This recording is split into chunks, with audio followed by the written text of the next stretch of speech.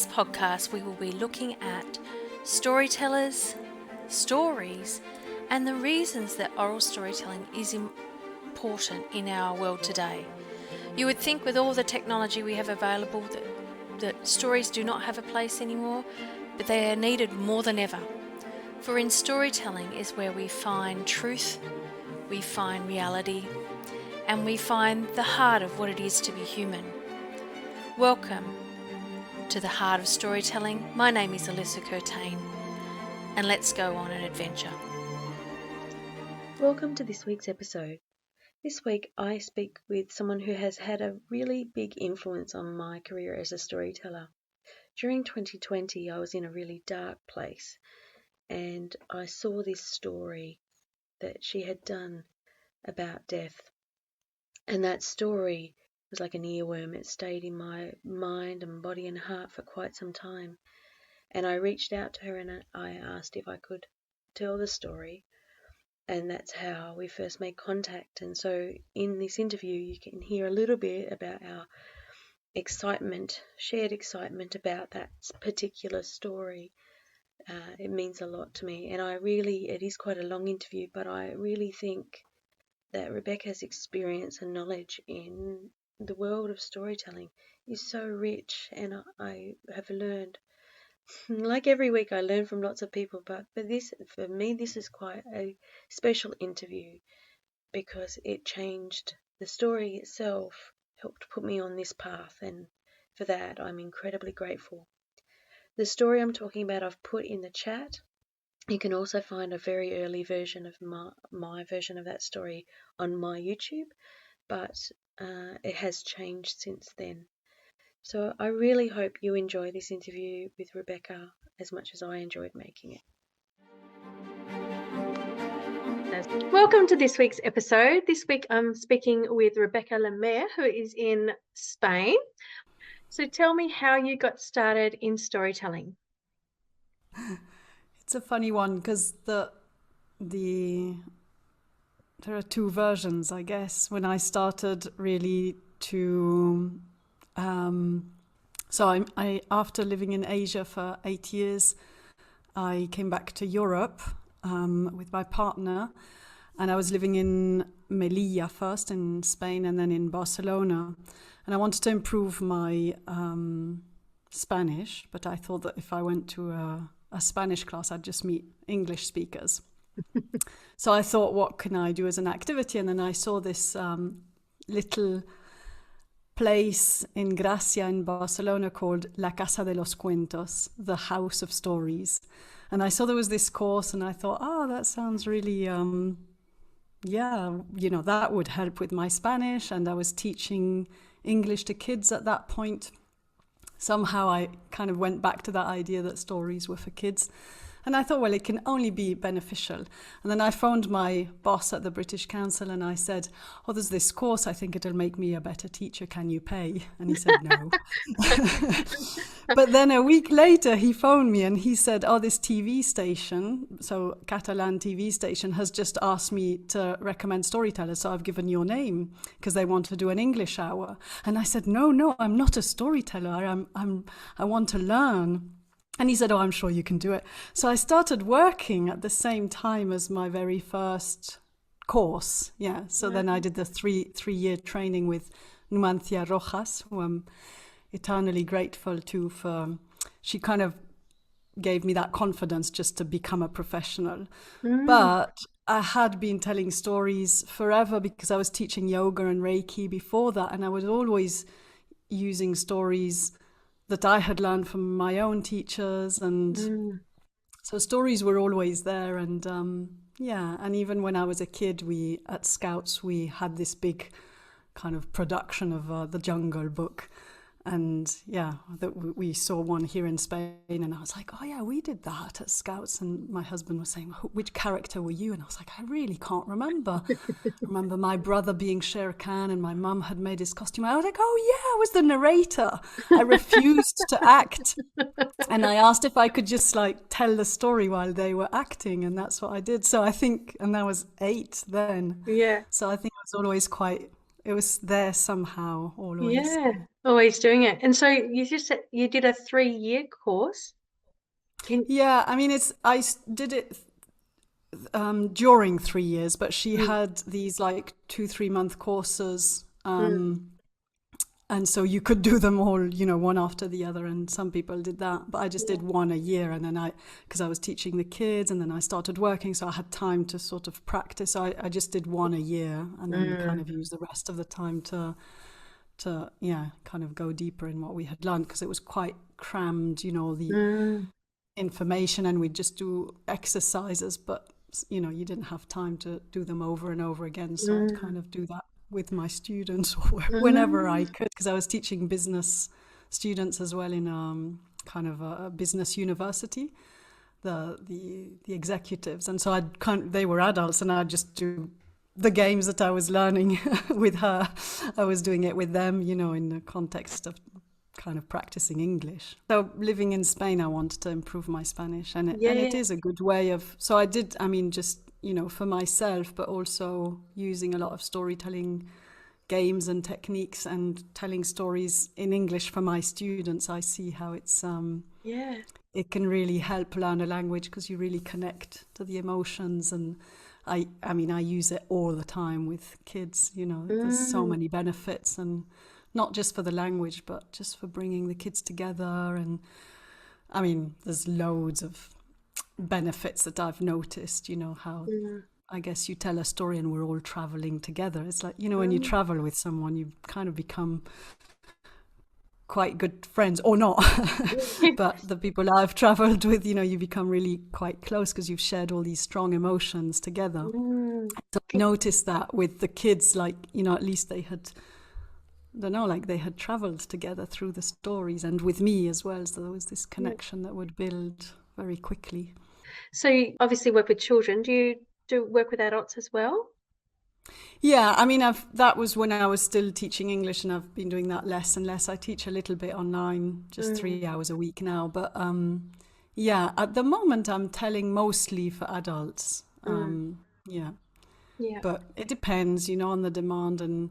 But I'm enjoying at the moment all my sessions for adults. Yeah. Yeah. Are they in person or online mostly? Now in Spain, I'm doing quite a lot in person. Yeah, Mm, I'm doing less and less online. I mean, yeah, for now, but I'm not. I work with Palestinians as well, and that I was doing a lot of online with them mm, even mm, before the pandemic. mm. Yeah. Yeah. And so how has that been working in that space? Because it must be quite difficult at the moment. Well, at the moment in Gaza, it's impossible. Yeah. Mm, yeah. So tell me more about, you said the benefits of stories. Can you tell me more about the benefits of stories and what you've seen? I think for me, it's the connection. That's Mm, the connecting to each other, and I guess oral storytelling, no? Because we're mm, always storytelling, but yeah. I think through there's the breath, so connecting to the voice, to the breath, which is life. And yeah, I think when I finish a session, I always feel like somehow, yeah, like we've been on a journey together, like we've connected in a different way. I think, and I can see the way, people come up to me afterwards. It's like they kind of know me. And I feel Mm, I usually remember everyone in the audience, because I remember their reactions or, mm, um, so for me, it's really about connection. mm, Most of the yeah, and I mean, I think there's so many benefits, depending on the context. Like I work with groups exploring death and grief, mm, and so moving down from the head to the emotions, and to kind of like having a bit, yeah, connecting to our emotions. I feel stories just help go into that. mm, I think, or with teenagers, for example, maybe even in the context of death, we can talk about what happened in the story, So we don't have to talk about ourselves necessarily, so it can be useful in that way. And I think with teenagers it's been really useful as well to just talk about the characters in the story. And I think it's that thing of, I mean, it's nice to bring people back safely, but it doesn't always end well. And I think I heard recently somebody who does theatre as well, because we do theatre with the Palestinians as well. And it was like, well, it's not about solving the problem or always, but we can tell the problem. And I think, talking about stories is just somehow easier, because they don't have to talk about themselves and they can connect or not as much as they want. And I think it's the same with kids, because we say violence in stories, when it's oral, they go as far as they want and can with their own imagination, and so there's this kind of self-protection, but with images they just see. And so that I've often heard that with oral storytelling, the violence can, they'll just go as far as they are capable of or ready for in that moment. So I've always kind of thought that was really interesting with oral storytelling. And then I worked in a prison, and I think for that there the main thing was really going back to their childhood, because most of them were from North Africa. I went with some fellow storytellers from my course, and here in Spain and in South America, many people tell stories from authors, so like a Roald Dahl short story or a Benedetti short story or a Galliano story, and they were telling a lot of those, and we had kind of thought, what can we tell, what can we not tell, and so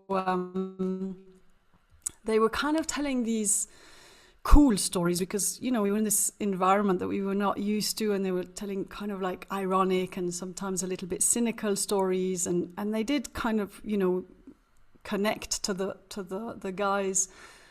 And then I was like, and so we said, okay, so what would you like to tell a story now? And so they started telling these awful misogynistic jokes, and I thought, okay, we need to do something here. And so I said, oh, I've got a story, and I just told a simple traditional story that I knew the peddler of Swaffham. So I told the British version, and I said, in a town in England there's this statue and they say that, and I started like that. And I know that it's in, there's a lot of versions that in the Arab world, and so they all kind of fell, and I was kind of shaking, because I thought it's not gonna, it's just too simple and kind of childish almost after everything we've just heard. But they all went quiet, and when I finished they were all silent. And then one of them said, that reminds me of a story my grandfather used to tell. And then that's it. For the next 2 hours, they were telling stories that they had heard in their childhood. And it was so beautiful. And when we left, we really, there was this, I don't know, like this softness and this connection had been made to their childhood and to us. And it was just giving them that opportunity through one story. And that's what often happens, I feel, when I work with groups, is that you start with the Palestinians, I'd tell 3 stories over Zoom, and then the next time they just feel like, can we tell you a story? It kind of gives that wish to tell your own stories. And same with death, because the first time I did a session about death, it was just like not a performance, but just me telling stories for an hour with music. And when I finished, so many people came up to me and wanted to tell me about their, father who had died 2 years ago, or their mother or their grandfather. And when you said this, and so I thought, okay, we need to do, there needs to be that space for people to be able to share at the end, because it just triggers. So I talk about the benefits. I think it just wakes up maybe dormant feelings and emotions and memories, and sometimes it can be unsettling, and so I think it's my job to hold the space, and sometimes it can be reassuring, and so I think I see it a little bit as a Reiki session sometimes, where you're just holding everything to come up to the surface, and all together we're allowing emotions and feelings and memories to bubble up, and then I feel it's my job to keep the space safe and to let that be without judgment, because it's happening to other people even though we know it's happening to us as well. Yeah, well, that's an important responsibility, and I have many, many questions. But the one question that's come up is, when you talk about creating space after a story, what does that look like? What does that entail for you? Yeah, it depends. You mean practically? Yeah, Or practical. Yeah. So the courses that I do online with Jim Brule, my co-author, we just published a book together based on those courses. So we just tell one story and then we have 2 hours of activities around that story. We call them creative responses, and we just guide and then listen and hold the space. And so it could be like a free flow writing for like 7 minutes, and then people go into a breakout room and they pick out the words that they want to share and then write a poem together. And it's kind of forcing is maybe not the right word, but encouraging to really kind of dig deeper and deeper through creative responses as well. So not just telling the story and then, okay, goodbye, which is fine as well, because, like the Sufi masters, they say, just tell all the stories and then go home and see which one is still there 3 days later. And then you can, that's also sometimes an invitation to just listen and then go away with the story and see if it hits something or not. So there's both ways. There's lots of different ways. And here in Granada, what I do is I'll just do 45 minutes of story. So I might pick 4 kind of shortish stories of 10 minutes each. And then, okay, we'll have a circle and kind of like a death cafe, but I've just told 4 stories. And so people somehow already in that connection, in the emotions, and then they and they often say, because you said, and I'm like, well, that was in the story, it was the character from the story, but they're kind of like still in the stories, I feel. And so just picking a few stories and then leaving it completely open. Then I don't have a prompt or anything, it's just kind of, so you let it flow. And so it really depends. And do people know when they're coming to a session with you that they will possibly be talking about this or being so if I'm going to do that, I have it advertised as 45 minutes. And here a friend of mine who has a holistic healing place where I've been doing that, she called it escucha activa, which is like active listening and a time to share. And then we obviously, I always leave an audio to kind of let people know what's going to happen. And I say, you can also share your silence, and that's fine as well. So, but there will be that time to share if somebody needs, which often happens. And I think those spaces are really important when it doesn't finish, the way we would like to as well. Like, so I did this workshop with my Palestinian fellow storyteller, and we were part of the Rewilding Cinderella event and symposium with the University in Wales. And then we did a workshop with teenagers. And the story doesn't, so that there's incest, the king wants to marry the daughter, and then she escapes. So that's like, the message is clear there. That's not okay. You must escape, even though that's not done in that society. And it's the same story as Peau d'Âne in France, because my Palestinian colleague was really worried that people were going to think that happens in Palestine. Like, there's also a version from Scotland, and but at the end, like there's no repercussions for the king, nothing at all. He arrives and he's like, oh, okay, then you can marry this other prince. And I think the servant who had encouraged him to marry her, she's killed and tortured or something. And so we, it was like, then I feel those stories, I would never just tell them and then walk away. I feel like we need a space to discuss it and to talk about it and to give our opinions and to see how we feel about it and to express whatever we. I guess so it's many different ways. I guess it's a responsibility to not leave people with closure, not necessarily closure, but like an ending that even if they don't resolve, they've got tools that they can go with to resolve later on. Yeah. Perhaps. I was thinking sometimes it's just a question, because I just told a story on a podcast and I had a friend who said, well, that was a bit taking advantage of the princess, wasn't it? And I thought, oh, I kind of thought of everything except that bit. And I thought, yes, because on a podcast, I don't know, it's really strange, I feel, to tell a story on a podcast because you don't know, and for children especially. And I thought, well, maybe just a little question. What do you think? And so then children can just tell their parents if they're listening at the same time, or, and I thought just a little question, or sometimes, that when we don't agree with something, but we don't want to completely change something from another culture, then I think just the narrator's voice of, well, in that time, that's the way it was done, whether we agree with that or not. And so it kind of just brings that little, oh, okay, I don't have to agree with everything that's in the story, or it's not necessarily the message that the storyteller wants to put through, because at the beginning, Numancia Rojas, my mentor, she always said, you're a messenger, so think about the message that's coming through the story.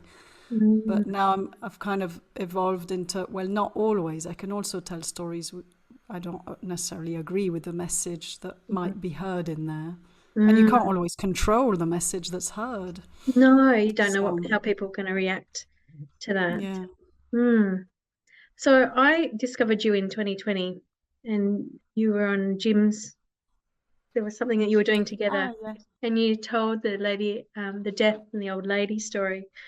And that was a story for me that sat in my head for a couple of days, and then a couple of weeks, and then I went, oh, I need to do something with this story. It's just incredible.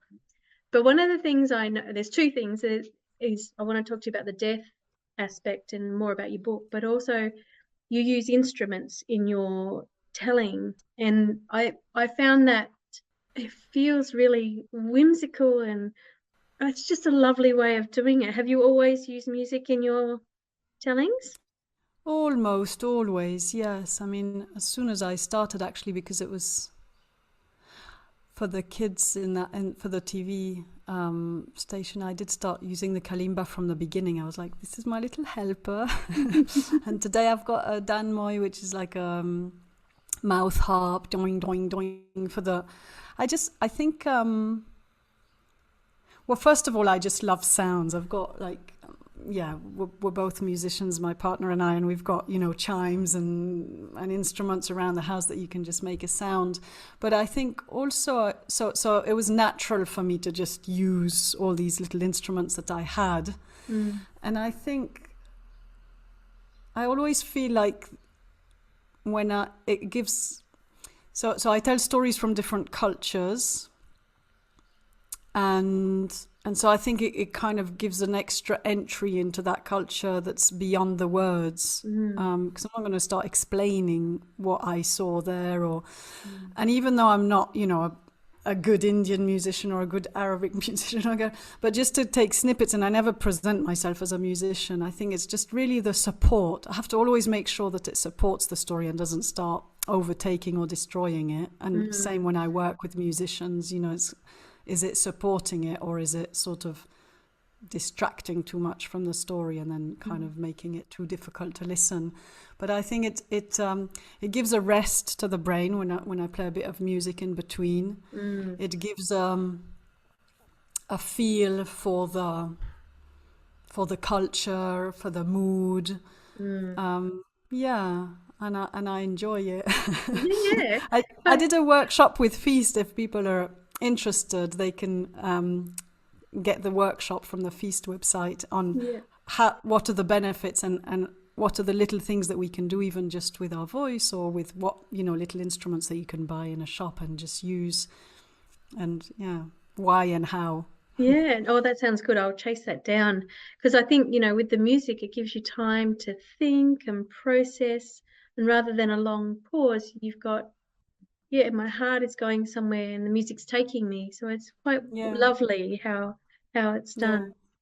I also use it like in a death session, that first the session that I did. And so I also do one on Indian music with my husband, who's a musician, because we both studied in India. And it's like, I've got stories about how music is a spiritual path, let's say. And so I don't want people to clap in between. And I've got nothing against clapping, because I think it's good. It kind of disperses the energy. But I like to have sometimes the whole hour with keeping that energy and letting it sort of float around us, and not dissipating it with the clapping, or clapping because you feel uncomfortable and that's like, okay, the story's over, I need to clap now. And so a bit of music in between just kind of, allows for the mind to rest, and just to kind of be with the images and the sensations of the story, and not have to clap. And so I've used it quite often like that. So people are about to clap, and I pick up my flute, and then they kind of wait, and then they kind of get into I can just stay in them, with sounds, and not have to have an uncomfortable silence, although I really love silence as well. But it's kind of like a combination of both, and I can use the silence within the music as well then. Oh, it's lovely. I love your explanation of that. So tell me about this book that you and Jim have written. So it's based on these courses that we've been doing. So I think maybe the video you're talking about was for he had this series of healing stories. And so I think that's maybe when we met even, or maybe, I think, no, we had come in contact with each other before. And then he was doing these sessions called Diving Deeply with different teachers. And so he asked me to do one about death. And I said, oh no, I can't teach anything about death. And he said, that's why I want to work with you. And so it's kind of like we clicked, in that sense. And so we started doing these workshops, and there was so much interest, and it was the pandemic as well. In a way, it was, maybe needed to at least talk about this. And then we continued, and we've divided our courses, which are the 4 sections of the book as well, which is grief, facing my own death, historic grief, or grief years later, and our relationship with our ancestors, and then immortality. So what an exploration of what's mortal, what's immortal, what is it that dies, what is it that doesn't. And so those are the 4 sections in the book, and we've got 18 stories in total, 9 that I wrote, 9 that he wrote, and they're just the ones that we've been telling. So they're all traditional stories, mostly from cultures that we've experienced, both of us, because I don't often I mostly tell stories from countries that I've lived in, or that I kind of feel I know better. So there's these 18 stories, and then after each story, well, obviously we couldn't go into the whole 2-hour workshop that we do with each story, so we just chose one simple question that people can either write about, or they can draw, or if they're in a group, they can discuss that question, kind of linked to the story. And then the sources, because I always get upset when I can't, when authors don't write the sources where they found the story. So we've got, where I heard it first, which is, I think, the most ethical thing, and just to at least say where we heard it first. And then we try to give different sources that we've found also, so that if people want to retell the stories, they don't just take our version. They kind of can have that, making it a little bit easier to do what storytellers do, which is usually go and find a few different versions and then make their own version. So that's the idea as well. It sounds excellent. Has it been well received? Yeah, I mean, it only came out in January, and we've both had a lot going on in our lives. So we did the launch online. That was really, really nice. And the pre-sale. And then I went to India. I was invited to tell at a festival there, and Jim has had other things going on. So we haven't really kept the momentum online. But this Friday, I'm doing the presentation here in my village, and there's lots of English speakers. So I've got, and it's going to be nice because I've got a few friends who've decided to do it for me, with me. So I work with this dancer, and she's going to dance one of the stories. And actually that story of the old woman and death, she made a whole choreography of the village dancing, the old lady. And I'll send you the video. I've got snippets. And so she's going to dance one of the stories that I'll tell. And then I've got a friend who'll play classical guitar, and then a poet, spoken word artist, who's going to write a poem based on one of the stories, but I don't know which one yet. Oh, that sounds like an exciting launch. Yeah, that sounds wonderful. Yeah, it'll be Yeah, short, but at least it's not, yeah, it's just a bit more. Again, I guess it's always that thing of using the story as a prompt and then all the creative stuff that comes from a story. Actually, yeah. that I've just realized that that's something that seems to happen a lot in my life. Yeah. Kind of encourage a response to the story Yeah, through something creative. Yeah. yeah. Well, every time I've told that story, I always acknowledge you as a source, because I think it's so important to honor where you hear the stories from. But the reaction that I get every time is so touching for that story. It's just such a powerful tale, and Yeah. I'll put the link for my version and your version in the Yeah. comments. I'd But love to hear. Did you send it to me through Facebook? I think I did, but it was No. really, yeah, I No. did, but it was really early Right at on. the beginning. Yeah, Yeah. really early on, Yeah, and because my yeah, version has changed quite a bit as well since that one. I actually took a snippet today because I was applying for something and I yeah, thought, ooh, it's changed quite a bit. And I told it in India yeah, and I basically based it in Ireland because from my research that's carried on. And I feel like the research on a story never ends. You know, you keep telling mm, it, you keep realizing new things and then you hear something and like, oh, maybe it's from that. So I based it in Ireland and played a little polka on the flute, and yeah, and people were so touched by it, but in a different way. I don't know how to explain, but you know, no, they no, yeah, I there's understand what you're saying. Yeah, yeah. So, have you found that it's from Ireland? Have you found some well. origins there? So Lynn, I mean, because I think you've researched as well. It would be good Yeah. to exchange our, but I think I have a feeling that originally it might have popped up there Mm, because the first version I heard was from Lynn Ford. mm, Her version was more directed to children, and mm, it was quite humorous as well. Actually, so is mine. But yeah, and then I found a version written by a Frenchman but printed in Mexico with no source or as if he had invented it. And Lynch said that it was, you know, she's from the Appalachian Mountains, mm, but she's African American, so she said Afro-Latin, and mm. so you know, so it would. And then I found all these Irish versions, and so I thought actually it makes sense that it would have traveled that way. I don't know where Mm, this French guy found it. I mm. think this is the main sources that I found. So I kind of thought, does make it does. The more I tell it, the more I'm like, oh, actually, kind of feels Irish, It's you know, in a Irish, way. yeah. All right. Well, I'll have to exchange sources Yeah, with you, yeah, it because would be that, nice to see what you found as well. Yeah, yeah, yeah. I but kept it then with dead ends and stuff, but the song, I told it to someone who was from Mexico, and she said that the song sounded familiar. So I don't no, know but whether the song I always say that as well. So yeah, that's why it's I think it's you know important to kind of to to refer to the person who we heard it yeah. from and to make it your own because have you heard Lynn's version? No, I haven't yet. It's Yeah, quite different now because basically I took the main message is people dancing with death, no? yeah, And that's what kind of really caught people dance with death so they're not scared anymore. yeah. But then the old lady is basically my grandmother. I changed everything about, you know, she's a mixture of my mother and my grandmother, this fearlessness.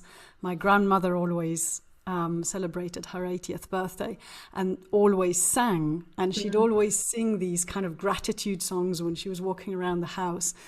And I took the song from Violeta Parra, which is Gracias a la Vida. And mm. then I just put it in English. And now here I sing it in French, in Portuguese, in Italian, because we have an international community and everybody sings with me, even in Arabic. I had the first part in Arabic. So I say she found it somewhere along, you know, in the world. And when I tell it here, everybody's like, oh, it's that one. But I changed the tune because the original tune is Gracias a la vida que me ha dado tanto, and it just didn't feel like my grandmother. So with my little kalimba, I found the other tune, which is Yeah, Oh, thank you to life that's yeah. given me so much. Oh, Yeah. that's So awesome. Yeah. yeah, that's really my grandmother, the song. Like I can just see her singing that, and yeah. Yeah. Oh, look, it's made a huge difference to my life, that story. It's just, yeah, been really wonderful. It was the very first story that resonated with me in a really deep way. So, Oh. and put me on my journey to tell as well, which has been really great. So this podcast is called The Heart of Storytelling. So what do you think is at the heart of the oral tradition, and why do we need it in 2024? I think it's the same as when you asked me about the benefits. Yeah, that connection, I think, is at the heart of storytelling. And in a way, I realize, because if I'm in a big group, I don't usually talk, or I kind of listen, but I don't feel I connect in the same way as when I'm storytelling. I feel I can really connect to a big group of people, you know, just and I don't feel it's one way. It really is two ways. And I'm always so grateful when I finish. So I think it's that connection. And then what I was saying about connecting to the voice, which is the breath, which is life, and the heart. The heart of storytelling is the heart. And actually that's the title of our book, Stories of the Heart, because in the end, I feel like you just go to the essence, no? It's like I think we're making apparent the quirkiness of what it means to be human.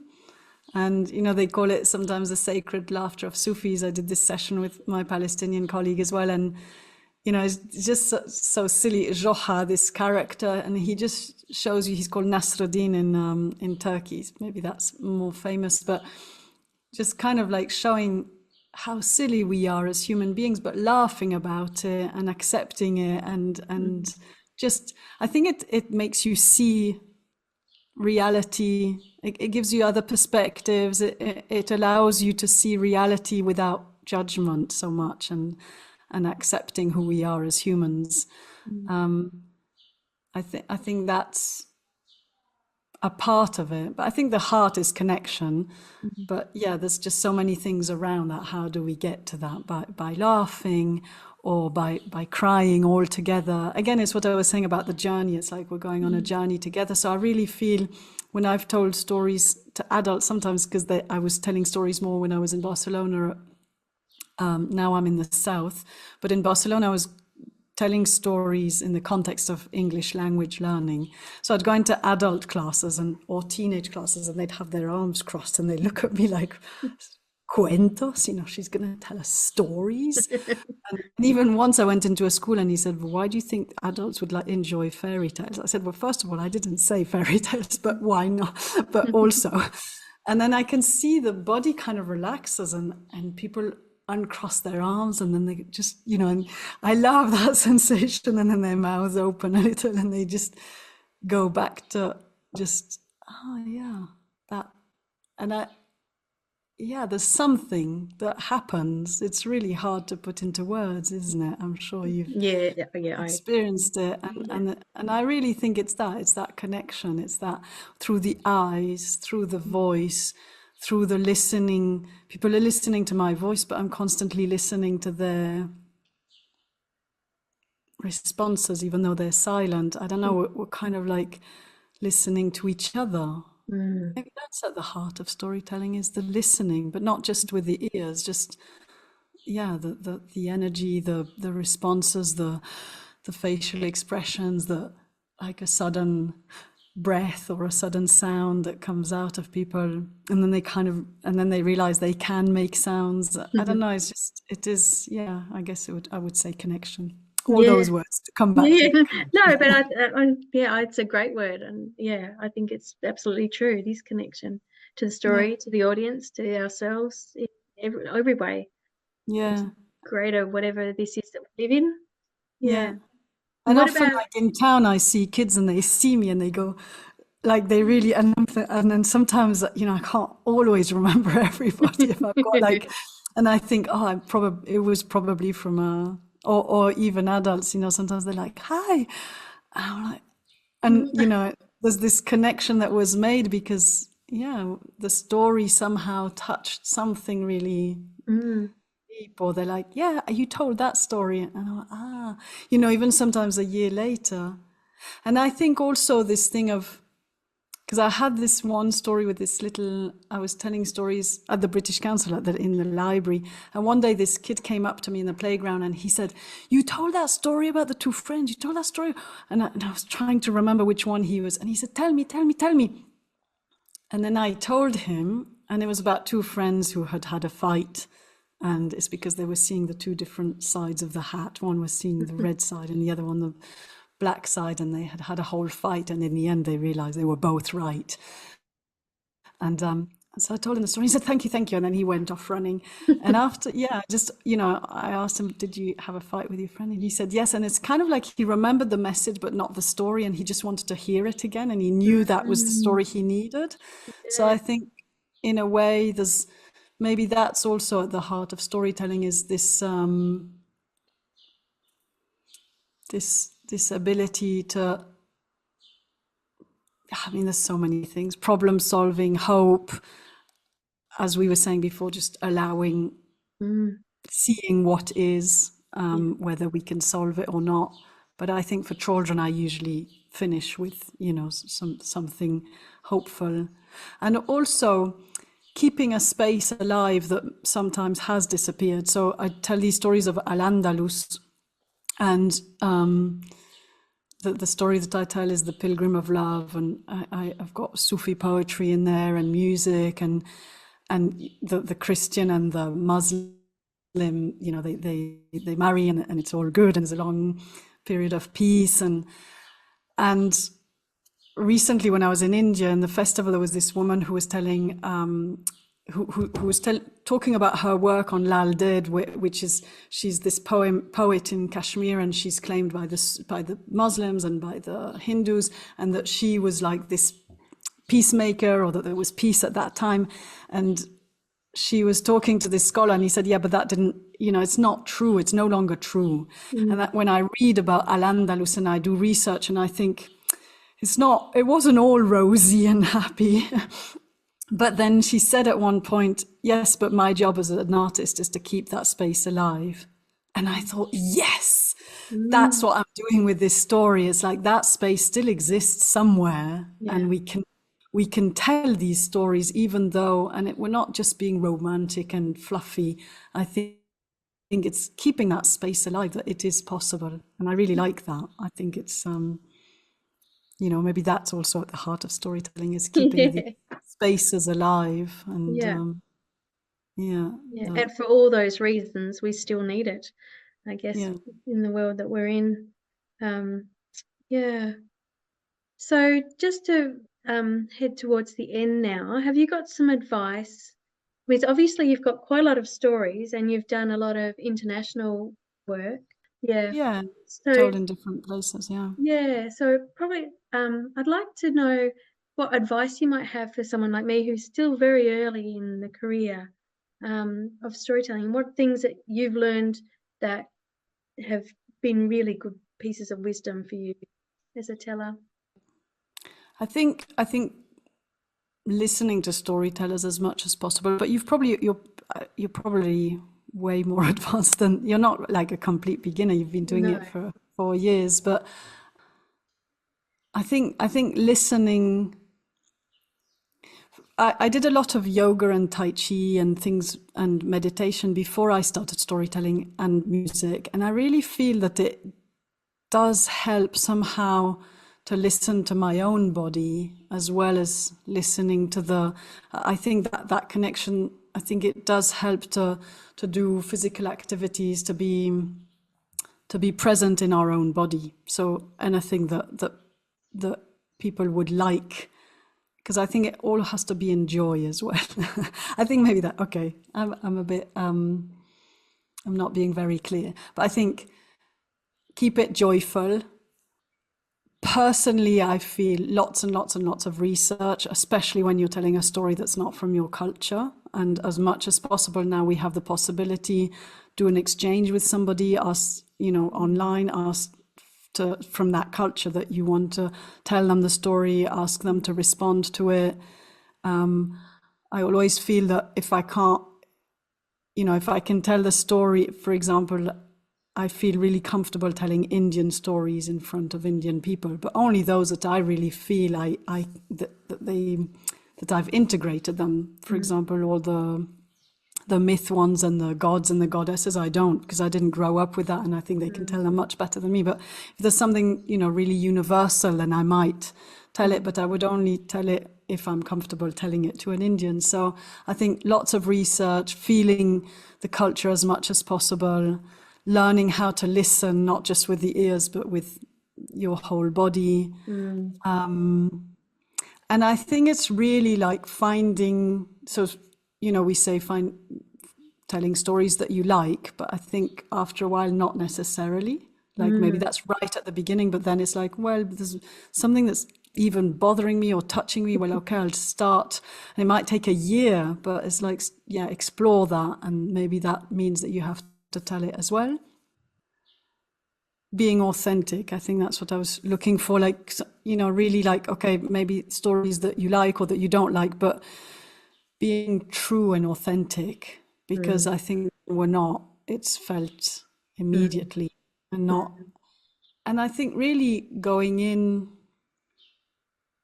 I think being authentic will happen if we really integrate the story and breathe it and live it, and it does really touch us. If it doesn't, but we think it's cool or something, it just won't work. And also I would say, as you said as well, always, I think the ethics. So there's the cultural appropriation, making sure that we don't change too much if we're taking stories from another culture. And I think right at the beginning, just take stories from storytellers, but after a while, try to find your own, because the storyteller's already done, like lifting the story off the page and breathing life into it is like 3/4 of the work. So I think after a while, and unless something really, but I think it's good to also try to find our own stories, and then we'll give those to other people. And because at the beginning I always felt if I listened to a story, well, it was much easier to tell, like then you just had to work on it to a certain extent, but you had already lived it, because if the storyteller is good, let's say you've got it, it's like an anecdote, you just have to retell it. So I think, but lifting stories off the paper and working on them and recreating them, seeing what touched you, but I think in the end, and I think it's felt when somebody just, thousands of stories that they've heard and just keeps repeating very quickly. I mean, I think you can feel it stays a little bit superficial. So I think I've experienced that in the last few weeks. We were working on a wonder tale, and I didn't feel it, and I knew I didn't feel it. And the mentor said, "You don't feel it." I went, "No, I don't feel it." So it was just, it was a really good lesson in, I wasn't ready because I hadn't been in it enough to do it justice. Yeah. So just and I think being authentic is also one more thing, is that sometimes I hear stories and I'm like, wow. And then, but it's not for me to tell. I don't know. And then others, you're like, what is it that I like about this story? Because I don't really like it. Or like the one that I tell about Al-Ándalus, I had to recreate so much of it because it was written in such a misogynistic and racist way.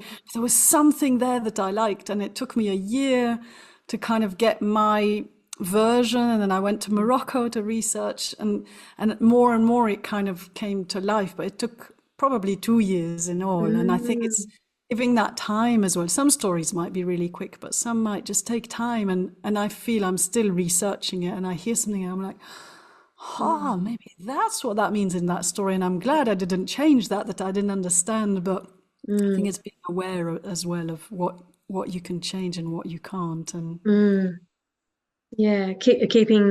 keeping the essence of the story the same, but then making it your own somehow. Yeah, it's really, so in terms of your process, do you like have folders or on the computer, or you hold them all in your head like a genius? I'm really messy. It depends. Each story is different, because if it's a 1 hour story like the Al-Ándalus one, well, even that. Actually, the way I learned it, and I still kind of do that, I think there's 2 ways that I work is, okay, I like it. maybe I read it, or, you know, like I've heard somebody tell it, and then I start researching all the versions, and then it's like, okay, that's it. I've researched, and I need to get out of my head. So I'll just do a structure, whatever I remember. And then, so just, you know, what's the introduction, who are the characters, what's the conflict, and what's the resolution? I mean, if it was such a simple story, sometimes it's first conflict, resolution, second. And so I just do the structure, and then I start telling it, and I start telling as many people as I can as well. And then it just grows. And the other way is to kind of like, okay, what do I really like about this story, or what's the essence, what has really touched me, and then I spiral out from there. How do I get there? And that was Marta Escudero, a woman. She coached me for a while, a Mexican woman, and that's how I think that's really nice as well, because I think that's what I did with the Dancing with Death one, because it was like, okay, I like that end bit, but how do I get there? And that's how it ended up being so different to Lynn's in a way. And it's like, well, yeah, because that's how my mum would have responded, but that's how my grandmother was acting, and how do I get to that point? Yeah. And then there's maybe like, okay, that I don't want to leave, that I can change, or I think those two ways. And I I've done that less recently, but just kind of make pictures in a you know, in a circle, and then just, because I feel it's always getting away from the words, and keeping the feelings, the emotions, you know, so how do I draw this, or colors, or I think everybody can find their own way, but I think it's always trying to get away from the words and the text. That's how I first learned it, and still now sometimes with the Spanish I try to find the text, and then I'm like, just do it in your own weird Spanish, and it's fine, and it works much better. Well, and I guess that goes back to what you said about authenticity, because then the story is in you, and then you're bringing it back out in a way that's true for you. And then there's that thing, you know, my teacher always said, like, just close your eyes and just go into the story as if it was a 3D movie, and because the idea is that you can tell an anecdote easily because you were there. And so just go there, see every single detail, hear every single sound, feel was there any wind or breeze on your skin, or, you know, and so basically just be there. And then that does make it so much easier to then tell. So first the structure, then that, and then when you're doing that, sometimes you're like, and then how would I get there? And then maybe you have to go back to so it's not. With short stories, that's how I teach it as well. It's like, okay, do that, then that, and 7-minute story maximum.